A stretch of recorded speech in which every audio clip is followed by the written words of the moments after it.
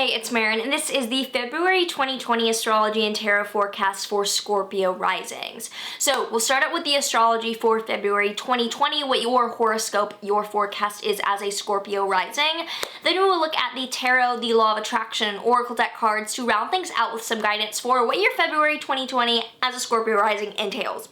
So overall this month, there is a ton of busyness in interpersonal relationships of all kinds. One-to-one partnerships, business kind of relationships, home relationships, it's all really asking you to engage with others. So starting out on the 3rd, Mercury enters your Pisces 5th house. Mercury is bringing communication and intellect into your 5th house of creativity, children, romance, ways of joyfully expressing yourself.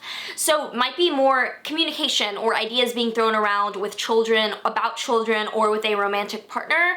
This also is the position of Mercury's fall and exile, meaning that this is less of a time for direct and linear communication and more of a time of pulling together brainstorming ideas in an artistic sense. Might be a really great time for creative brainstorming as well.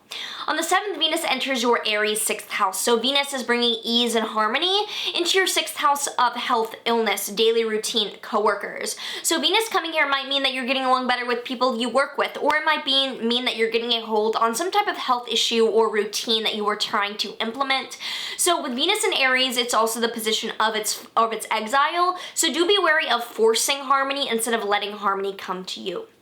On the 9th, there is a Leo full moon in your 10th house, a culmination of the past 6 months of events regarding career and public image in your life. A good time to release or to let things finish that have been happening or coming to a head regarding your public image career world. On the 10th, Venus conjoins Chiron in Aries in your 6th house.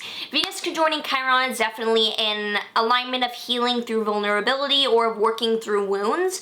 So with it in your 6th house, this could be working through health vulnerabilities, like opening up to the possibility of another kind of metaphysical healing that works for you.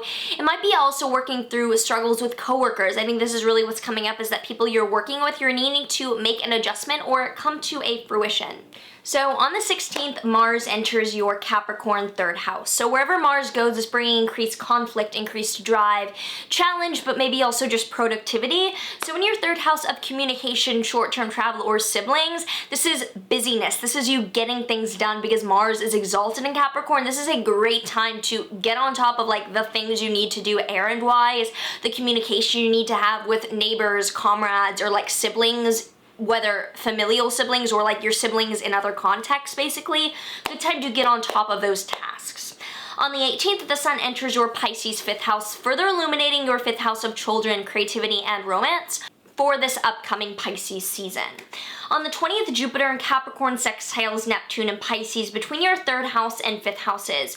So there's expansion in your 3rd house of communication, short-term travel, interactions with siblings that is coming into harmony with idealizing your 5th house of children and romance and creativity. Basically, the growth that's happening in your short-term things you need to do communication-wise is allowing you to really actualize dreams regarding creativity, like sexuality in your life, or romance, children, things that you're creating.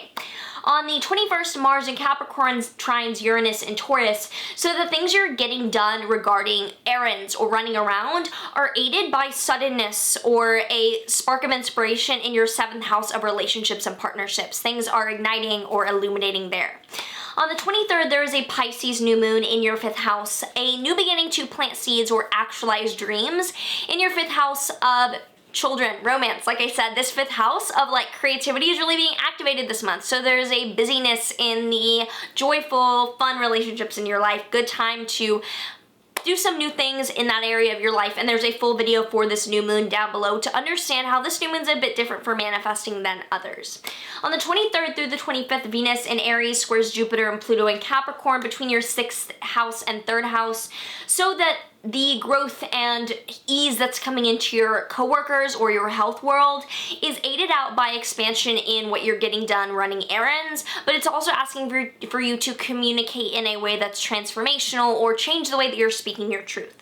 On the 24th, Mars conjoins the South Node in Capricorn in your 3rd house. A alignment of realizing that you need to work smarter, not harder, and how you are getting things done communication-wise. This might be definitely riding burnout as well nearing the end of the month. Finally, on the 25th, the Sun conjoins Mercury in Pisces, so there's some illuminating information coming to light regarding joy, sensuality, sexuality, children in your life. This nearing the end of the month, there's more clarity around those matters, so that there's a lot going on communication-wise with those dear to you. And let's pull a tarot card for Scorpio Risings to see what tarot card's coming up for you guys. So we have the Eight of Cups, and this is a card where pretty visibly on it, it's someone turning away from the manifested visible world to get a better handle on the internal world. So I think this is asking you to look within for better guidance on how to deal with all the changes happening on the external world. Now let's pull a Work Your Light Oracle deck card for further guidance. We have Star Mother, how can you mother yourself? So again, this is calling for, even though there's such an external focus, there needs to be a rebalancing with how you're taking care of yourself and especially your physical health for this month. Finally, let's pull a Law of Attraction card for attraction guidance. The law of attraction is my life's basis. Since the law of attraction is the basis of your experience, and understanding of it is essential to living life on purpose. In fact, an understanding of the law of attraction is essential to living the life of joy that you came forth to live.